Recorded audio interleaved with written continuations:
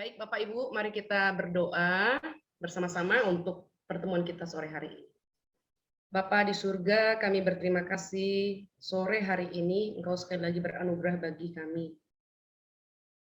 Memberikan kesempatan kepada kami untuk bertemu kembali, melanjutkan pembahasan kitab Roma, untuk melihat bagaimana Tuhan memakai Rasul Paulus menyatakan kebenaran Tuhan dan keberdosaan manusia.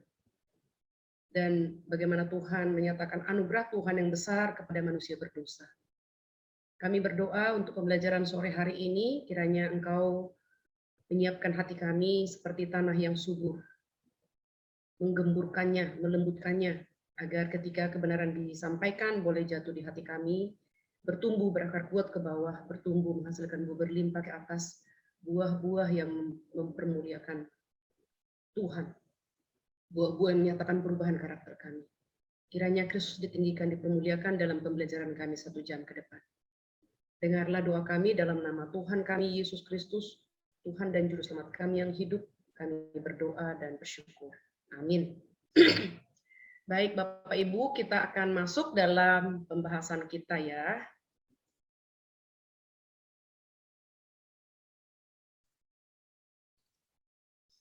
Pembahasan kita sore hari ini melanjutkan bagian kedua, orang yang tidak beragama butuh Injil. Nah, minggu lalu kita sudah belajar ya dari ayat 18 sampai ayat yang ke-27. Hari ini saya akan membacakan ulang sekali lagi ayat 26 sampai ayat yang ke-32. Karena itu Allah menyerahkan mereka, saya mulai dari 24 ya. Karena itu Allah menyerahkan mereka kepada keinginan hati mereka akan kecemaran, sehingga mereka saling mencemarkan tubuh mereka. Sebab mereka menggantikan kebenaran Allah dengan dusta dan memuja dan menyembah makhluk dengan melupakan penciptanya yang harus dipuji selama-lamanya. Amin. Karena itu Allah menyerahkan mereka kepada hawa nafsu yang memerlukan, sebab istri-istri mereka menggantikan persetubuhan yang wajar dengan yang tidak wajar. Demikian juga suami-suami meninggalkan persetubuhan yang wajar dengan istri mereka dan menyala-nyala dalam birahi mereka seorang terhadap yang lain. Sehingga mereka melakukan kemesuman laki-laki dengan laki-laki, dan karena itu mereka menerima dalam diri mereka balasan yang setimpal untuk kesesatan mereka. Dan karena mereka tidak merasa perlu untuk mengakui Allah, maka Allah menyerahkan mereka kepada pikiran-pikiran yang terkutuk, sehingga mereka melakukan apa yang tidak pantas, penuh dengan rupa-rupa kelaliman, kejahatan, keserakahan, dan kebusukan, penuh dengan dengki, pembunuhan, perselisihan, tipu muslihat, dan kefasikan. Mereka adalah pengumpat, pemfitnah, pembenci Allah, kurang ajar, congkak, sombong, pandai dalam kejahatan, tidak taat kepada orang tua, tidak berakal, tidak setia, tidak penyayang, tidak mengenal belas kasihan. Sebab walaupun mereka mengetahui tuntutan-tuntutan hukum Allah, yaitu bahwa setiap orang yang melakukan hal-hal demikian patut dihukum mati. Mereka bukan saja melakukannya sendiri, tetapi mereka juga setuju dengan mereka yang melakukannya. Sedemikian jauh Bapak Ibu firman Tuhan yang akan kita bahas pada sore hari ini. Ya, di dalam ayat 24 ya, Paulus berfokus pada relasi vertikal manusia dengan pencipta, dan di pasal 3 nanti dengan jelas ya akan terlihat bahwa di dalam dunia milik Allah, rusaknya relasi kita dengan Allah memengaruhi relasi kita dengan sesama dan dengan ciptaan. Jadi hubungan vertikal akan memengaruhi hubungan horizontal. Hubungan kepada Tuhan rusak, maka hubungan kepada sesama menjadi rusak. Bukan hanya dengan sesama, tetapi juga tanggung jawab kita mengelola alam ini, ya mempermuliakan Tuhan dengan memerintah alam ini juga menjadi rusak. Nah, saat kita memuja berhala sebagai ganti Allah, Allah tidak lagi menjadi yang terutama dalam hidup kita, ada sesuatu hal yang lain. Nah, jadi hal tersebut memerintahkan kita dan akhirnya kita akan melakukan apapun, tidak peduli seberapa merusaknya itu bagi diri kita maupun orang lain, agar bisa memilikinya, menyimpannya, dan memperbanyaknya untuk diri kita sendiri.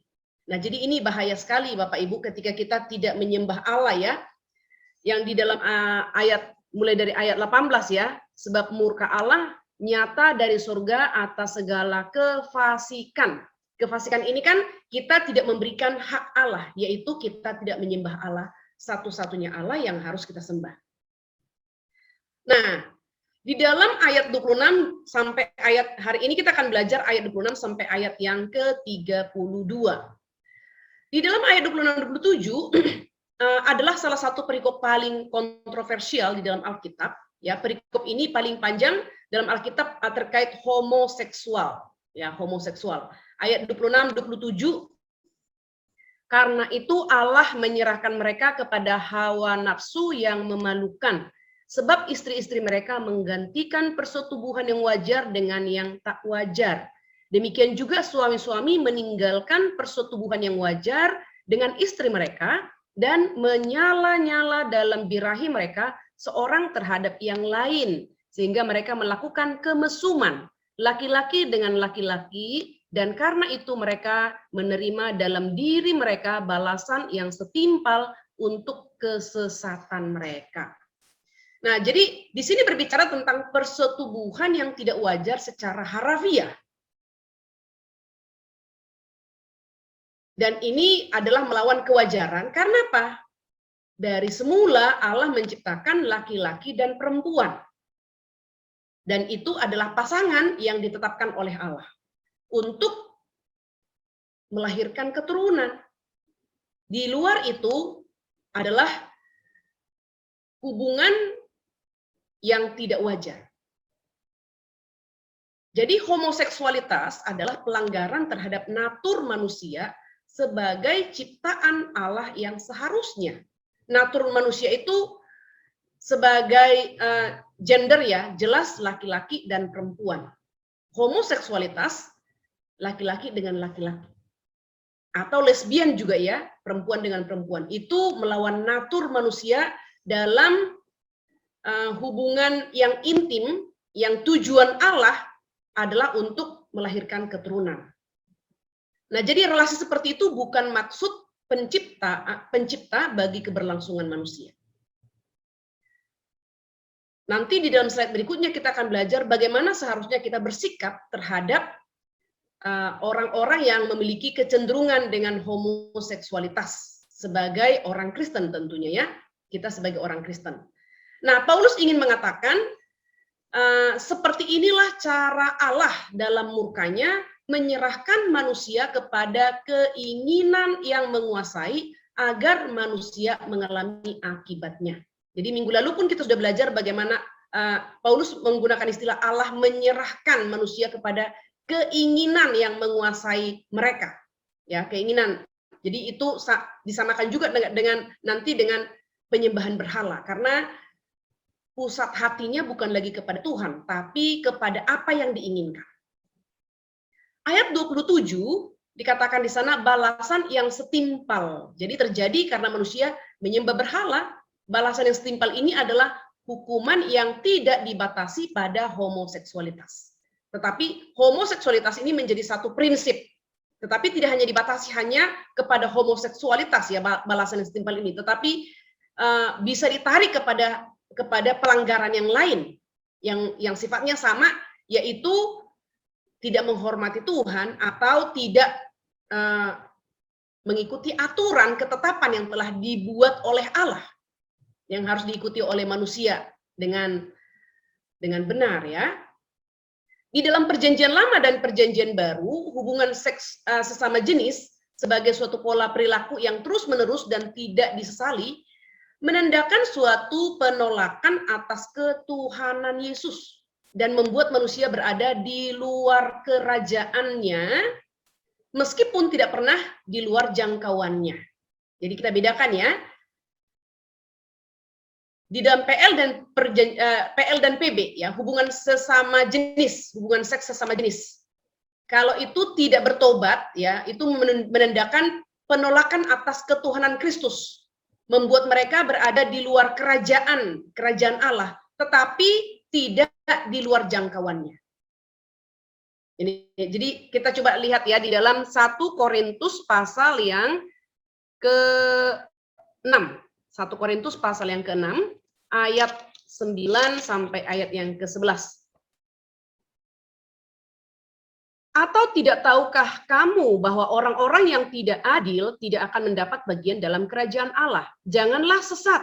Orang cabul, penyembah berhala, orang berzina, banci, orang pemburit, pencuri, orang kikir, pemabuk, pemfitnah, dan penipu tidak mendapat bagian dalam kerajaan Allah. Ayat 11, mereka tidak di luar jangkauannya. Ayat 11. Dan beberapa orang di antara kamu demikianlah dahulu.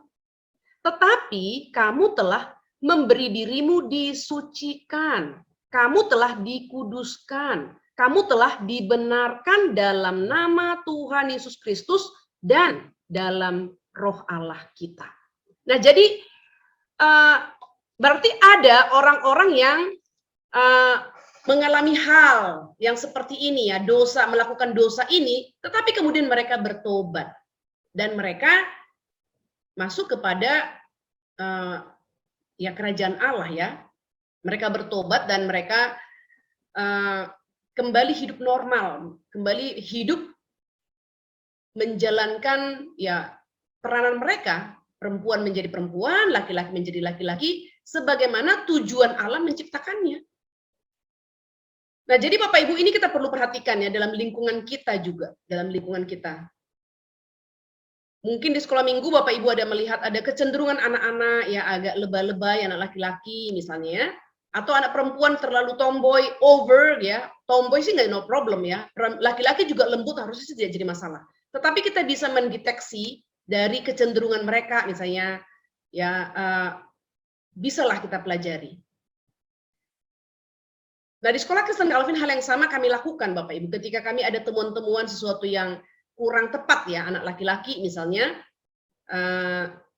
menghadapi masalah, dia menunjukkan ya bukan sikap seorang laki-laki lalu menyelesaikan masalah itu seperti suka memfitnah misalnya atau lari dari masalah, kurang sportif, kurang bertanggung jawab, kurang menunjukkan sebagai laki-laki begitu. Lalu kemudian juga di kesehariannya juga tentunya. Jadi tidak dianalisa hanya berdasarkan satu masalah. Biasanya kami akan berbicara kepada orang tua dan menyampaikan temuan itu agar segera ditindaklanjuti di rumah. Dan itu bisa temuan kami bisa salah, temuan kami juga bisa benar. Nah, itu sebabnya kami selalu menghimbau orang tua dan menyampaikan bisa jadi temuan kami salah, bisa temuan kami benar, tetapi adalah kewajiban kami untuk menyampaikan kepada Bapak Ibu, orang tua murid sebagai partner. Nah, saya berpikir guru sekolah minggu juga demikian. Kalau kita melihat ada anak murid kita ya hal-hal yang ya temuan yang menunjukkan sudah berulang kali kita perhatikan dan cukup lama kita perhatikan menunjukkan ketidaknormalan ya. Saya pikir itu harus kita sampaikan kepada orang tua agar diperhatikan, agar ditindaklanjuti sehingga tidak terlambat. Nanti di belakang hari baru kita dengar dan kita ingat dia adalah murid kita, pernah kita ajar di sekolah minggu. Berapa besar penyesalan kita? Bagi saya ya, kalau saya sudah sampaikan kepada orang tua temuan-temuan di sekolah Calvin, lalu tidak ditindaklanjuti, atau orang tua itu misalnya tidak senang dengan apa yang saya sampaikan, saya tidak akan menyesal di kemudian hari kalau sampai terjadi bahwa anak itu semakin menjadi-jadi menunjukkan dalam tanda petik penyimpangan itu. Tidak menyesal, tetapi tentu saja sedih, ya tentu saja sedih. Nah, jadi Bapak Ibu di rumah kita, ya anak-anak atau di lingkungan kita, tetangga atau murid kita, baik di gereja maupun di sekolah, kalau Bapak Ibu menjadi guru, adalah tanggung jawab kita kalau ada temuan-temuan seperti itu mengomunikasikan kepada orang tua, juga membimbing anak yang bersangkutan. Karena ada banyak anak-anak yang ya perlu bimbingan, saya pikir perlu bimbingan, perlu pendampingan. Tetapi ada juga mereka menikmati dan ketika dibimbing justru merasa kita menjadi musuhnya dan menjauh daripada kita, tidak jadi masalah karena tanggung jawab moral kita laksanakan, berikutnya adalah terserah kepada keluarga atau anak yang bersangkutan. Nah, ada dua pengamatan yang dilakukan oleh Rasul Paulus. Yang pertama, ayat 24, semua seks yang dilakukan di luar pernikahan, ya, semua seks. Jadi tadi saya sampaikan bahwa ayat 24 ini ya, dikatakan bahwa mereka akan, karena itu Allah menyerahkan mereka kepada keinginan hati mereka akan kecemaran. Jadi semua seks di luar pernikahan. Ayat 26-27 secara khusus hubungan seks sesama jenis, sebagaimana keinginan yang menguasai sehingga akibatnya Allah murka dan menyerahkan mereka pada keinginan yang menguasai itu. Sekali lagi Bapak Ibu, Allah menyerahkan mereka ini sangat menakutkan ya kalau sampai Allah menyerahkan mereka pada keinginan yang menguasai itu. Jadi kita juga harus berdoa tentunya supaya Tuhan menolong kita secara timing, waktu, cara penyampaian kepada orang-orang yang memiliki kecenderungan menyimpang ya di dalam seks misalnya, atau ya di dalam ya perilaku seks di luar pernikahan juga. Mungkin perlu kita memperhatikan satu dan yang lain. Homoseksualitas adalah dosa, merupakan fakta yang tidak bisa dihindari sebagai perkataan Alkitab. Saya pikir ini bukan hanya di Perjanjian Baru dibicarakan di sini ya, bukan hanya Paulus membicarakannya, tapi di Perjanjian Lama peristiwa Sodom dan Gomora ya sudah ada di sana. Memang natur manusia berdosa kecenderungannya adalah menentang hukum Tuhan, melanggar hukum Tuhan. Kan dosa itu kan melanggar hukum Tuhan ya. Hukum Tuhan adalah di dalam hubungan seks ini misalnya, Tuhan menetapkan laki-laki dan perempuan. Nah, manusia jatuh ke dalam dosa, maka manusia menentang hukum itu. Di dalam Kolose pasal 3 ayat 5, Paulus menyebut keserakahan yang sama dengan, keserakahan ya, ini dikatakan sama dengan penyembahan berhala. Mengapa? Karena keserakahan artinya keinginan yang terus-menerus dan dorongan yang merusak untuk mendapatkan lebih lagi, menandakan suatu tindakan penyembahan berhala sama dengan homoseksualitas. Karena ini tadi, keinginan yang terus-menerus dan dorongan yang merusak untuk mendapatkan lebih lagi. Ya, karena penyembahan berhala kan begitu ya. Sesuatu yang tidak bisa memuaskan hati kita itu akan terus-menerus dan akhirnya ya apa yang kita inginkan itu kita sasar terus untuk sampai kita mendapatkannya. Bahkan setelah mendapat masih mau lebih dan lebih lagi. Nah, orang Kristen dulu adalah penyembah berhala sebelum percaya kepada Kristus, tetapi sekarang tergoda untuk melihat aturan agama Yahudi sebagai sarana untuk diselamatkan. Nah, ini karena Paulus berbicara, maka Paulus mengkaitkan ini dengan orang Yahudi ya. Jadi ini kan bicara sebenarnya pada orang fasik, ya kan, mulai dari ayat 18 kan. Orang fasik itu adalah orang yang tidak memberikan hak Tuhan, tidak menyembah Allah begitu ya, orang fasik itu udah mengerti minggu lalu itu. Tetapi pada akhirnya Paulus juga mau berbicara kepada orang Yahudi yang beragama itu, yang bermoral dan beretika itu. Nah, jadi di sini kita lihat Bapak Ibu dalam Galatia pasal 4 ayat 8 sampai 9 berbunyi, dahulu ketika kamu tidak mengenal Allah, kamu mempersembahkan diri kepada Allah yang pada hakikatnya bukan Allah. Tetapi sekarang sesudah kamu mengenal Allah, atau lebih baik, sesudah kamu dikenal Allah, bagaimanakah kamu berbalik lagi kepada roh-roh dunia yang lemah dan miskin, dan mau mulai memperhambakan diri lagi kepadanya. Nah, jadi ini adalah teguran kepada orang Kristen. Jadi Paulus berbicara kepada orang fasik ya, tetapi juga kepada orang Yahudi ya, kepada orang Kristen sepanjang zaman juga iya. Maka tulisan ini memang dituliskan oleh Rasul Paulus kepada jemaat di Roma, tetapi sangat relevan kepada semua orang percaya karena prinsipnya Bukan hanya kepada orang fasik, bukan hanya kepada orang Yahudi, tetapi juga orang percaya sepanjang zaman. Dahulu, ya sebelum kita percaya, sekarang setelah kita percaya. Nah, jadi di sini Paulus mau mengingatkan, kalau dahulu memang tidak mengenal Allah, maka kamu memperhambakan dirimu kepada Allah-Allah yang pada hakikatnya bukan Allah. Tetapi sekarang, sesudah kamu mengenal Allah, atau lebih tepatnya setelah kamu dikenal Allah, bagaimana kamu berbalik lagi kepada roh-roh dunia yang lemah, miskin, dan mau lagi memperhambakan diri kepadanya. Nah, jadi ini sifatnya adalah kembali kepada dosa atau melakukan dosa dengan kesadaran. Ya, maksudnya adalah Paulus mengajarkan bahwa mencari berkat dan keselamatan melalui ketaatan pada pengajaran moral Alkitab sama dengan penyembahan berhala.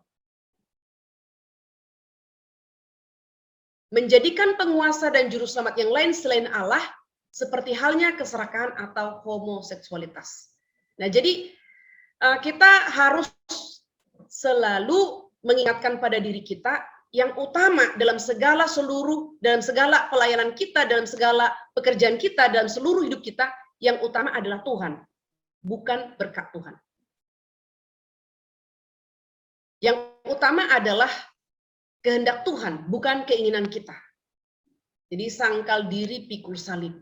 Nah, memang ini tidak mudah Bapak Ibu, mengatakannya mungkin ya sangat mudah, tetapi untuk menjalankannya ketika kita menghadapi ujian pencobaan, tidak semudah berbicara bagaimana kita hidup berpusat pada Allah.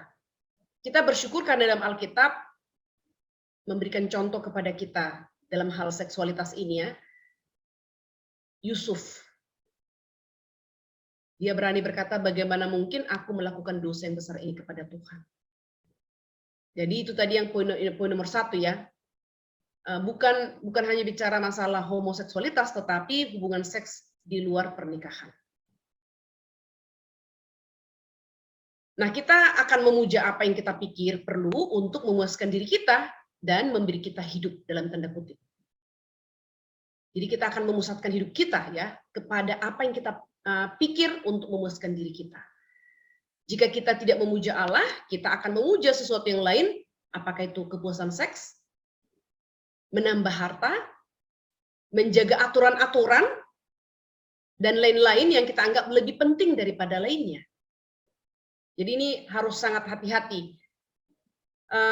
Benar-benar kita harus sangat hati-hati dalam kehidupan kita dan juga pekerjaan kita tentunya, pekerjaan dan pelayanan kita.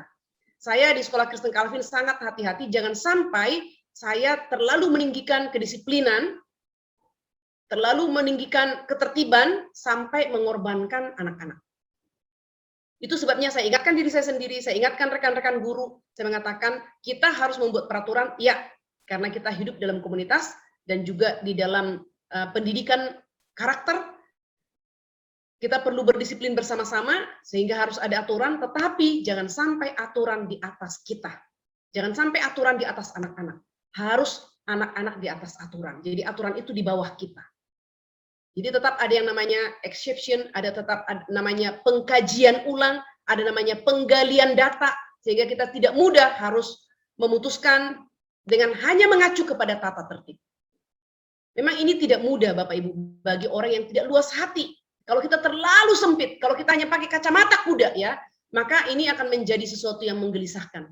Tapi bagi saya secara pribadi, saya akan lebih ada aturan, ya, tapi aturan itu saya tidak kunci. Aturan itu tetap ada berlaku exception, tetap ada berlaku dikaji ulang, tetap ada berlaku bahkan direvisi, diganti, bahkan dibuang.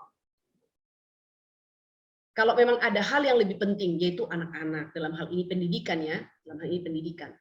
Karena anak-anak itu ya berbeda, ya, maka kita perlu ya ada pengkajian terhadap aturan-aturan yang ada, tanpa ada unsur like and dislike terhadap anak-anak misalnya, tanpa ada pendiskriminasian, anak tertentu tertib, anak tertentu exception, tidak seperti itu. Jadi di sini pun tetap harus mengevaluasi hati, ya, mengevaluasi setiap keputusan dengan motivasi. Jadi selalu bertanya, saya putuskan ini mengapa. Nah, itu penting sekali Bapak Ibu. Saya berlakukan ini mengapa? Apakah karena dia si A atau karena dia si B? Nah, jadi ini perlu kita selalu ya ingatkan diri sendiri ketika kita menghadapi orang lain ya. Saya pikir ini berlaku juga pada pedagang ya, apapun profesi kita akan berhadapan dengan banyak orang, ini perlu kita tetap evaluasi diri. Ketika menghadapi orang dari suku A atau suku B, suku C, tentu ada bijaksana, tetapi jangan sampai, saya pikir jangan sampai ada trauma menghadapi suku tertentu, agama tertentu, karena satu orang dari suku tertentu itu tidak mewakili seluruh suku itu. Satu orang dari agama tertentu tidak mewakili semua orang yang beragama itu. Saya pikir itu harus menjadi pola pikir kita. Jadi kita tidak boleh generalisasi. Atau dari daerah tertentu misalnya, jadi tidak boleh generalisasi. Dan bahkan kita harus tetap melihat ada anugerah Tuhan. Orang yang melakukan kesalahan pun bisa nggak berubah? Bisa. Bisa. Tidak mungkin orang yang sudah melakukan kesalahan, kita langsung mengklaim ya bahwa dia akan selamanya seperti itu. Berarti kita nggak percaya kedaulatan Allah. Kita tidak percaya kepada kuasa Allah yang dapat mengubah manusia. Ya. Nah, yang kedua, meskipun homoseksualitas adalah dosa, tetapi homoseksualitas adalah salah satu dosa, bukan dosa terburuk. Nah, ini juga perlu kita memikirkannya, Bapak Ibu. Ada dosa, tapi dosa yang mungkin ada di sekeliling kita, mungkin ada dosa di rumah kita, ada dosa di tempat pekerjaan kita juga harus melihat benar itu dosa, ya, dan kita tidak boleh mengkompromikan, tetapi kita harus melihat bahwa itu bukan dosa yang terburuk. Ayat 24, semua, ya, dikatakan semua hubungan seks yang tidak bermoral itu dosa. Hubungan seks yang tidak bermoral adalah dosa. Ayat 29 sampai 31 dikatakan dosa lainnya. Jadi ayat 24 bicara tentang hubungan seks, ayat 29 sampai 31 bicara dosa lainnya. Apa yang tidak pantas sebagai tindakan yang keluar dari penolakan kita akan kebenaran tentang Allah dan merusak relasi horizontal kita serta mendatangkan murka Allah yang benar. Ya, ayat yang ke-18. Sebab murka Allah nyata dari surga atas segala kefasikan, kelaliman manusia yang menindas kebenaran dengan kelaliman. Nah, jadi dari prinsip dosa homoseksualitas ini, Paulus menarik ya apa yang tidak pantas, dosa lainnya. Jadi bisa ditambahkan bahkan di situ ya di ayat 29 sampai ayat yang ke-31. Ayat 28 akhir ya. Sehingga mereka melakukan apa yang tidak pantas, penuh dengan rupa-rupa kelaliman, kejahatan, keserakahan, kebusukan, penuh dengan dengki, pembunuhan, perselisihan, tipu muslihat, dan kefasikan. Mereka adalah pengumpat, memfitnah, pembenci Allah, kurang ajar, congkak, sombong, pandai dalam kejahatan, tidak taat kepada orang tua, tidak berakal, tidak setia, tidak penyayang, tidak mengenal belas kasihan. Nah, ini yang ditambahkan oleh Rasul Paulus ya. Masih banyak lagi dosa yang lain, begitu maksudnya. Makanya dikatakan dosa homoseksual itu bukan dosa terburuk. Karena masih ada lagi dosa yang lain. Apa yang tidak pantas, yang mendatangkan murka Allah. Nah, jadi dua cara ini, ya, kemudian kita melihat dua cara yang salah, ya, dua cara untuk salah mengerti atau mengabaikan firman Allah. Yang pertama, ya, pendekatan liberal. Beberapa gereja dalam usahanya untuk melihat relevansi bagi budaya dan agar terlihat mengasihi dan menerima orang-orang, dan agar terlihat mengasihi dan menerima orang-orang homoseksual, telah merendahkan atau menyangkali pengajaran Alkitab yang jelas tentang homoseksualitas. Nah, jadi berusaha ya untuk melihat relevan bagi budaya. Misalnya seperti sekarang ini, beberapa tahun terakhir inilah ya, di mana dunia digemparkan. Negara-negara maju telah membuka diri untuk menerima pasangan yang sejenis. Gereja-gereja di bawah tuntutan atas nama hak asasi manusia harus memberkati orang yang meminta diberkati yang sejenis, laki-laki dengan laki-laki, perempuan dengan perempuan. Nah, jadi gereja-gereja liberal ini dalam usahanya untuk terlihat relevan bagi budaya dan agar terlihat mengasihi dan menerima orang-orang. Terlihat mengasihi dan menerima orang-orang homoseksualitas. Mereka memberkati ya. Dan akhirnya mereka merendahkan, menyangkali pengajaran Alkitab yang jelas tentang homoseksualitas ini. Yang kedua, pendekatan konservatif. Ya, pendekatan konservatif ini melihat homoseksualitas sangat serius, tetapi dalam cara membenarkan diri. Ya, homoseksualitas sebagai dosa utama yang paling penting di mata gereja yang konservatif, mereka tidak berusaha mengasihi atau menyambut homoseksualitas. Langsung disingkirkan begitu ya. Nah, jadi memang sikap ini Bapak Ibu ya, harus berhati-hati, baik pendekatan liberal yaitu welcome atau pendekatan konservatif langsung membangun jembatan, membangun tembok begitu ya. Tidak ada tempat bagi orang-orang homoseksualitas misalnya. Ini berbahaya dan dua-duanya ini bukan sikap yang harus diambil oleh gereja yang sejati. Nah, Paulus tidak melakukan keduanya ya, tidak me-welcoming, tidak menyambutnya dan juga tidak menyingkirkannya ya. Homoseksualitas ayat 26.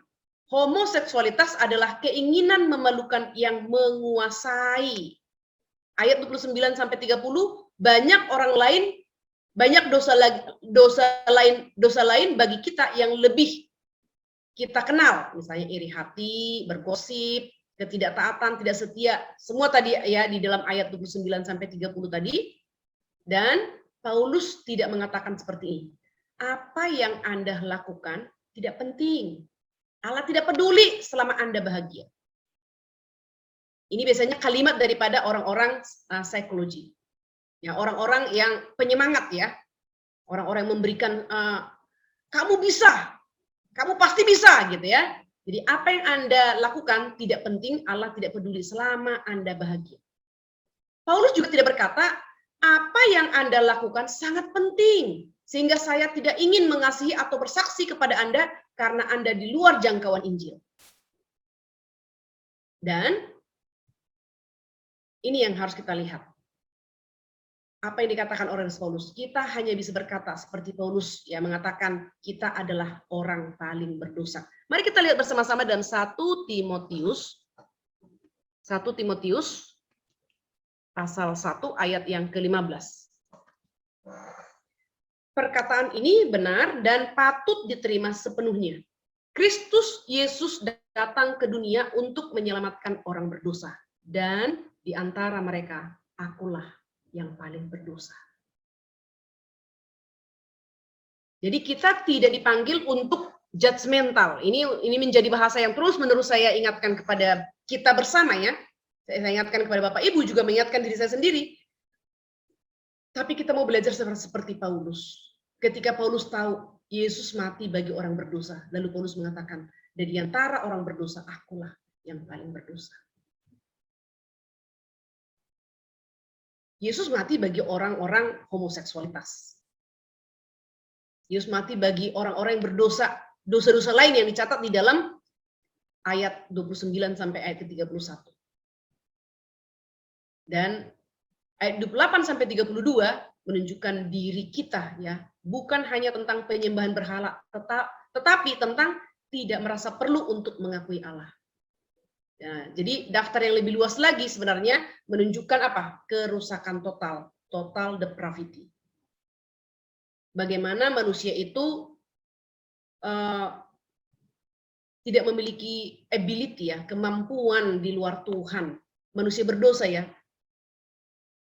Di luar Tuhan, manusia itu tidak mampu untuk memiliki self control, tidak mampu untuk memiliki kekuatan untuk hidup benar, untuk hidup melakukan yang benar. Ayat 29 ini adalah gambaran penyakit sosial, ya, keserakahan, pembunuhan, pertikaian, penipuan, kekerasan. Penyakit sosial ini berarti mengakibatkan kerugian kepada orang lain. Ayat 30 menunjukkan kerusakan keluarga, adanya ketidaktaatan kepada orang tua. Ayat 31 kerusakan relasi, tidak berakal, menjadi bodoh, ya, melakukan hal-hal bodoh, tidak setia, tidak penyayang, dan tidak mengenal belas kasihan. Bapak Ibu masih ingat ayat 18, sebab murka Allah nyata dari surga atas segala kefasikan. Ini hubungan relasi dengan vertikal, hubungan dengan Allah, tidak memberikan hak Allah, yaitu tidak menyembah Allah, dan kelaliman manusia. Kelaliman ini berarti tidak memberikan hak kepada manusia. Tidak memberikan kesetiaan kepada mereka yang layak menerima kesetiaan kita. Tidak menyayangi orang yang layak, yang harusnya mendapatkan kita sayangi, ya. Dan tidak berbelas kasihan kepada orang yang harusnya kita berikan belas kasihan, dan seterusnya. Ayat 32, setiap orang memutuskan untuk setuju dengan mereka yang melakukannya, yakni orang-orang yang mempromosikan dan mendorong penyembahan berhala. Bapak Ibu, ya, mudah melihat orang lain melakukannya, tetapi sulit melihatnya di dalam diri kita. Ya, ketika orang lain melakukannya, terlalu mudah untuk kita mendeteksinya. Tapi ketika kita melakukannya, kita seperti mengkompromikan. Kita menutup mata. Maka perlu kita tanyakan pada diri kita sendiri, Bapak Ibu. Apakah saya pernah mendorong anak-anak saya untuk menjadikan hasil ujian sebagai berhala?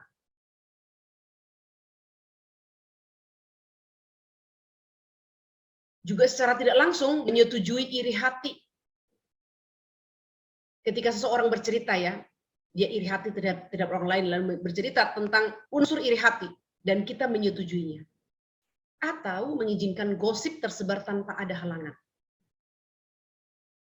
Kan dikatakan, ya, dosa itu kejahatan, tidak hanya kita tidak melakukan kejahatan itu, tapi juga adalah satu kejahatan ketika kita tahu ada kejahatan sedang merajalela. Kita tahu, ya, kita tahu ada kejahatan sedang merajalela, tapi kita berdiam diri.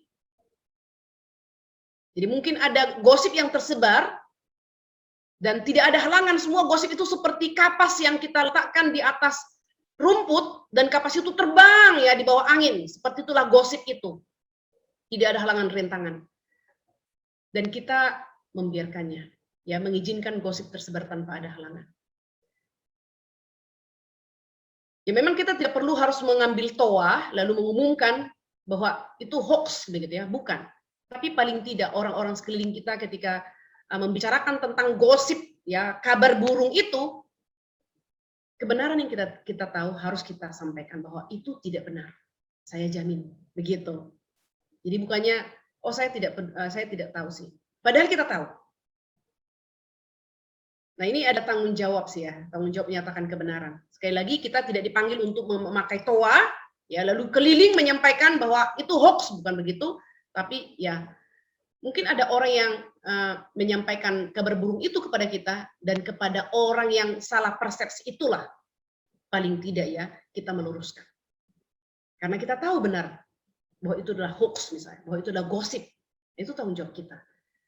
Nah, maka kita ambil arah yang berlawanan. Ketika gosip sedang merajalela, kita, ya, menghambat, begitu Bapak Ibu, ya. Jadi kita menghalanginya, kita menghambat, paling tidak 1-2 orang yang datang kepada kita. Dan kita mengharapkan 1-2 orang yang kita hambat ini, mereka juga akan menghambat yang lain juga, agar gosip yang sedang tersebar itu tidak tersebar tanpa ada halangan. Nah, sekarang kita akan melihat 3 tanggapan yang benar, ya, 3 tanggapan yang benar. Yang pertama, kita perlu mengakui bahwa ini adalah gambaran tentang kenyataan dunia ini. Ya, yaitu sistem pemikiran ya. Semua sistem pemikiran harus memperhitungkan keagungan kosmos dan kebaikan yang mampu dilakukan manusia, kerusakan dunia, masyarakat kita, hidup dan relasi kita banyak keindahan tetapi tidak sempurna. Mengapa? Ya, dalam dunia yang rusak ini kita bisa melihat Allah ada dan Allah yang tidak adil misalnya. Saat kita melihat semua ini kita kembali ke tempat kita melihat belas kasihan Allah yaitu salib. Jadi ada banyak hal yang tidak sempurna dalam dunia yang rusak ini. Ada banyak fakta. Dunia ini tidak seperti taman bunga yang indah, yang warna-warni, yang tidak ada kesulitan begitu ya. Warna-warni yang indah tentunya, maksudnya bunga-bunga warna-warni dengan segala keindahannya. Tetapi dunia ini adalah satu panggung di mana manusia menjadi pelakon ya, melakukan lakon, ada kejahatan, ada kebaikan dan seterusnya. Dan tentu kalau kita menonton satu drama ya, ada lakon-lakon yang antagonis ya, ada yang menjadi korban.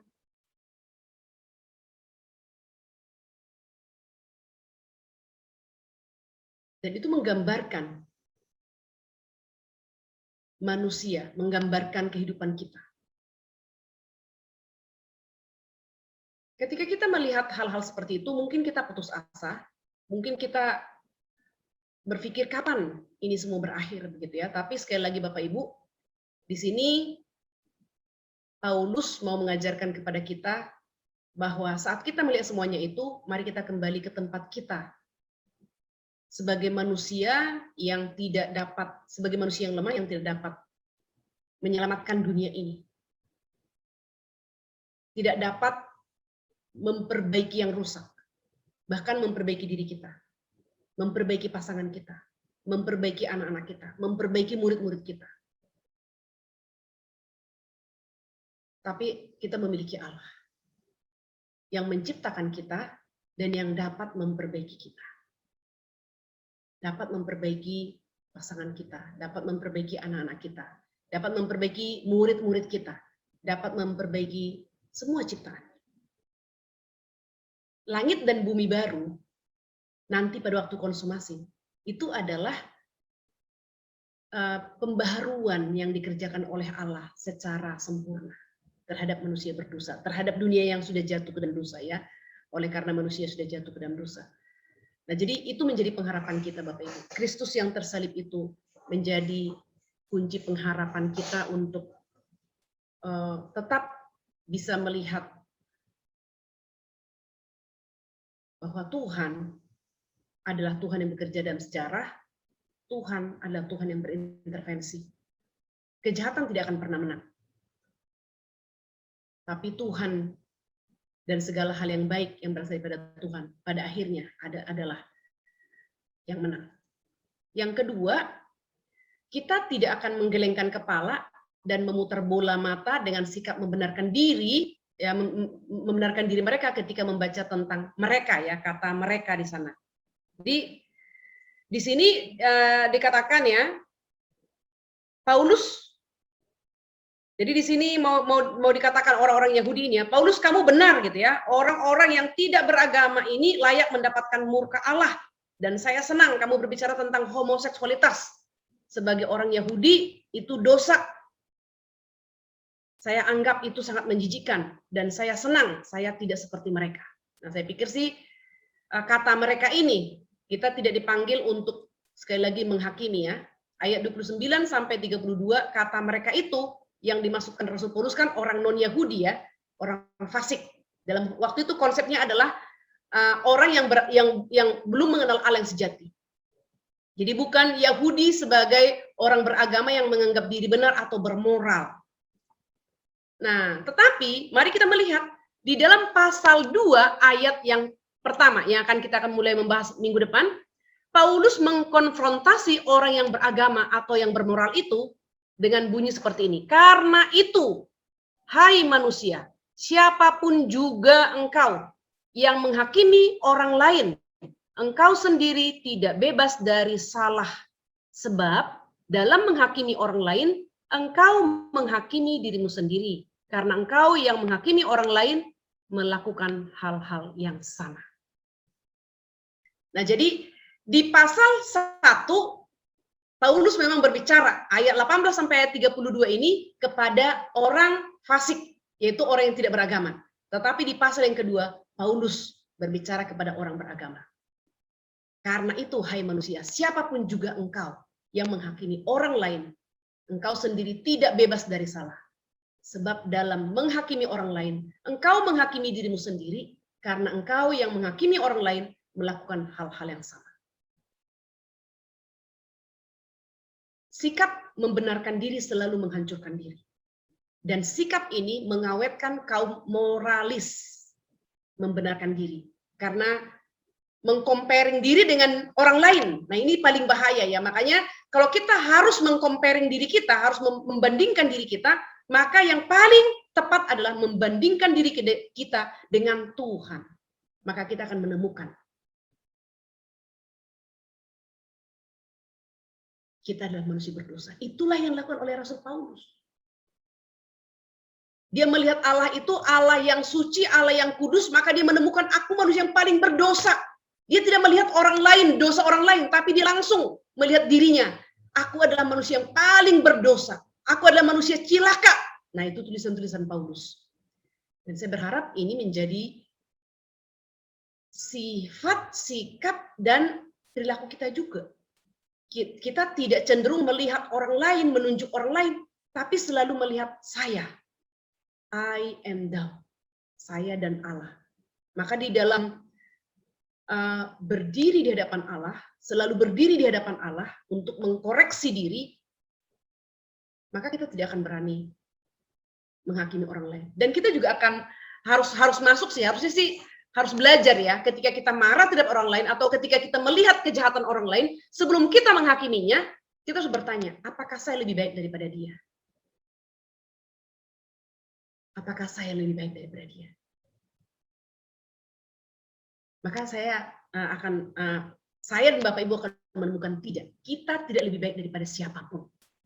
Itu sebabnya Rasul Paulus harus dia juga mengatakan ya, ketika dia berbicara tentang Yesus mati bagi manusia berdosa. Dan di antara manusia berdosa, akulah yang paling berdosa. Nah, ini adalah pengenalan diri yang paling benar di hadapan Tuhan, Bapak Ibu. Maka tidak ada lagi yang perlu disombongkan ketika kita berdiri di hadapan Allah. Karena kita akan menemukan akulah yang paling berdosa.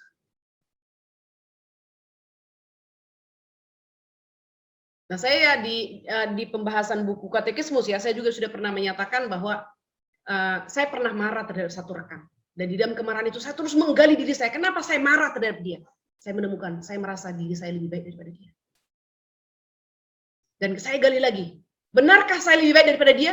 Sampai saya temukan, saya tidak lebih baik daripada dia. Kalau saya tidak lebih baik daripada dia, maka saya tidak punya hak untuk marah terhadap dia. Kalau saya tidak punya hak untuk marah terhadap dia, maka saya temukan lagi. Siapa yang harus berhak? Kalaupun dia salah, benar-benar salah, siapa yang berhak marah? Tuhan. Maka serahkan dia kepada Tuhan. Saya harus mengurus hati saya di hadapan Tuhan, dan orang lain saya serahkan kepada Tuhan. Karena bisa jadi cara saya melihat kesalahan orang lain dengan cara Tuhan melihat kesalahan orang lain, itu berbeda. Maka serahkanlah kepada Tuhan sebagai hakim yang adil. Yang ketiga, ayat 1 pasal 1 ayat 16-17. Kita tidak perlu takut akan murka Allah karena kita telah menerima kebenarannya. Ya. Dengan rendah hati dan dengan bebas kita bisa bertanya, ilah-ilah apa saja yang bisa atau yang sudah mendesak posisi pencipta saya dalam hati saya dan kehidupan saya. Nah, ini bisa kita introspeksi diri Bapak Ibu. Dengan rendah hati dan dengan bebas kita tanyakan hal ini. Ilah-ilah apa saja yang bisa atau yang sudah mendesak, menggeser posisi pencipta dalam hati saya dan kehidupan saya. Selanjutnya, seperti apa kebergantungan saya terhadap pencipta saya pada bagian tersebut? Apakah saya akan mengasihi, merasakan, dan hidup secara berbeda jika saya memuja pencipta saya di bagian itu? Bukannya melayani hal yang dicipta. Jadi memang kita harus belajar untuk jujur ya, kita jujur. Ketika kita mencintai sesuatu, ketika kita mencintai seseorang, kita harus tetap mengintrospeksi diri, apakah saya lebih mencintai dia daripada mencintai Tuhan. Mencintai sesuatu, apakah saya lebih mencintai sesuatu itu daripada Tuhan. Memang ini perlu kita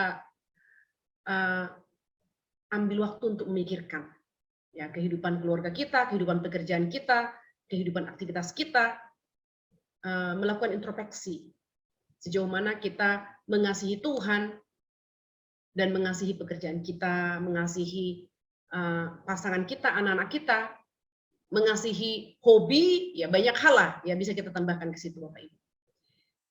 Inilah cara mengubah epitumia, yaitu keinginan kita yang menguasai. Ya, minggu lalu kita berbicara tentang epitumia ini, keinginan kita yang menguasai, yang juga yang di awal digunakan itu keinginan yang menguasai ini yang disamakan juga dengan homoseksualitas itu adalah keinginan yang menguasai. Ya, jadi inilah cara mengubah epitumia, keinginan kita yang menguasai menjadi keinginan yang benar. Tidak menjadi hamba dari apa yang Allah ciptakan, tetapi menghargai ciptaan dengan memuji Allah dalam dunianya ini.